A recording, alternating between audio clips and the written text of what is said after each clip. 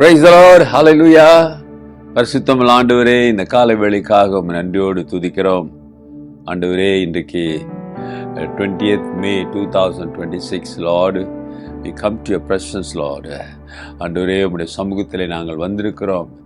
தொடர்ந்து எங்களோடு பேசுங்க, எங்களை நல்வழிப்படுத்துங்க. இயேசுவின் நாமத்தில் பிதாவே, ஆமென். You're most welcome to the Covenant of the Day.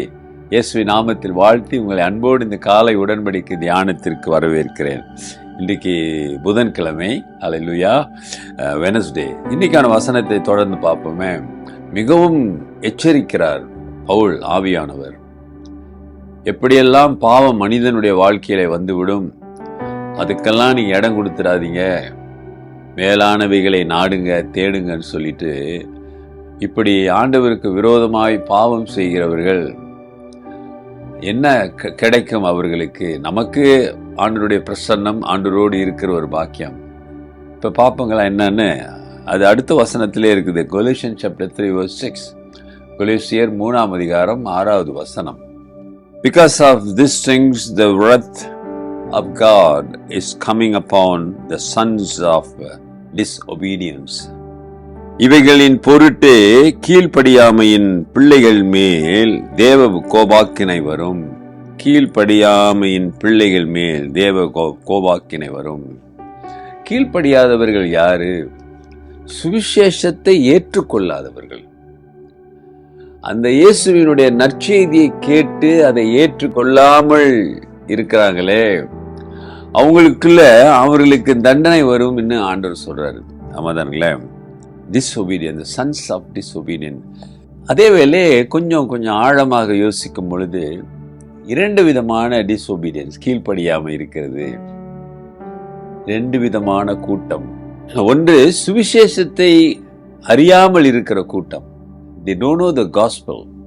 இன்னொன்று அறிந்தும் ஏற்றுக்கொள்ளாமல் இருக்கிற கூட்டம். A group of people, they knows the gospel but they don't accept the gospel. இது இரண்டாவது கூட்டம். மூன்றாவது கூட்டம் ஒன்று இருக்கிறது, third group. என்ன தெரியுங்களா? ஆண்டவரை ஏற்றுக்கொண்டு ஞானஸ்நானம் எடுத்து கர்த்தருடைய பிள்ளைகள், கர்த்தருடைய குடும்பம் என்று சொல்லிக்கொண்டு, ஆனால் the quality of a Christian life, கிறிஸ்துவினுடைய தரம் அவங்க வாழ்க்கையில இல்லாத ஒரு கீழ்ப்படியாமை. அவர்களும் ஆண்டவருடைய வார்த்தைக்கு கீழ்ப்படியாமல், it's kind of a disobedient. இப்போ மூன்று விதமான கூட்டத்தை நாம் பார்க்கிறோம். ஆண்டவரை இந்த மூன்று கூட்டத்திலே யாரை சொல்லுகிறார் என்று நீ நினைக்கிறீங்க? ஜெபம் பண்ணி பாருங்க. ஜெபம் பண்ணா கர்த்தர் வெளிப்படுத்துவார். ஆமாதானே? ஆனால் அந்த கூட்டத்தில் நீ எந்த கூட்டத்தில் நீ இருந்தாலும் சரி, முக்கியமானது கீழ்ப்படியாதவர்கள். The important things are the person who is disobedient. கீழ்ப்படியாமையாய் இருந்து பாவம் செய்கிறவர்கள். அந்த பாவம் லிஸ்ட நேத்து நம்ம பார்த்தோம்ல, what are the sin, the list was given by the Holy Spirit. a short list தான். அது மட்டும் இல்ல, அவர் பொதுவாக ஒன்று சொல்லுகிறார். அருமையானவர்களே, நாம் பலகீனமாய் இருந்தாலும் நம்மை பலப்படுத்துகிற கிறிஸ்துவினாலே எல்லாவற்றும் செய்ய முடியும். You just trust and believe that the Spirit of God will strengthen you and He will make you able to do all things is possible. Don't think it's impossible. Don't limit God. நீ ஆண்டவரை வரையறுக்காதே. கர்த்தரால் எல்லாம் முடியும் என்று நம்பு. அவர் நிச்சயம் உன் வாழ்க்கையில போதுமானவராய் இருப்பார். ஒப்பு கொடுப்போமா? அப்படி கீழ்ப்படியாமையான காரியங்கள் உங்கள் வாழ்க்கையில இருக்குமானால், ஆண்டவரே என்னை மன்னித்து உடைய ரத்தத்தினாலே என்னை கழுவுங்கன்னு சொல்லுங்க. ஆண்டவர் நிச்சயம் உங்களை தேற்றுவார், கழுவுவார், பலப்படுத்துவார். Just commit and confess and he is there to forgive and மன்னித்து உன்னை அரவணைக்க நல்ல தகப்பனாக இருக்கிறார். ஜெபிப்போம். நல்ல ஆண்டவரே, இந்த கால வேளைக்காக நன்றி. இந்த பரிசுத்த நாளுக்காக உம்மை ஸ்தோத்தரிக்கிறோம்.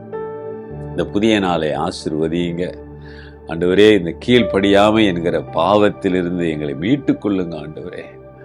அப்பா, உமக்கு கீழ்ப்படுகிற பிள்ளைகளாக, உம்முடைய வார்த்தைக்கு அடங்குகிற, கட்டுப்படுகிறவர்களாக இருக்க உதவி செய்யுங்க. Lord, help us to be obeying your word, Lord.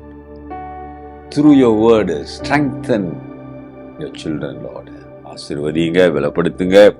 இன்றைக்கும் இந்த வார்த்தையை கேட்டு ஒப்பு கொடுக்கிற பிள்ளைகள் மீது ஒரு அற்புதம் இயேசுவின் நாமத்தில் நடப்பதாக நான் ஆசீர்வதிக்கிறேன்.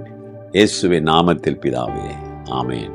நமது ஆண்டவராகிய இயேசுவுடைய கிருபை, பிதாவின் அன்பு, பரிசுத்த ஆவியாருடைய ஐக்கியம் உங்கள் அனைவரோடும் எப்பொழுதும் இருந்து உங்களை ஆசீர்வதித்து காப்பதாக. ஆமென். என் ஆத்துமாவே கர்த்தரை ஸ்தோத்திரி, என் முழு உள்ளமே அவர் பரிசுத்த நாமத்தை ஸ்தோத்திரி. என் ஆத்துமாவே கர்த்தரை ஸ்தோத்திரி, அவர் செய்த சகல உபகாரங்களை மறவாதே. ஆமென். டியர் பிரதர் அண்ட் சிஸ்டர், என் சகோதரனே சகோதரியே, கர்த்தர் நிச்சயம் உங்கள் வாழ்க்கையில பெரிய காரியங்கள் செய்வார். ஒரு நல்ல ஒரு தீர்மானம் எடுங்க.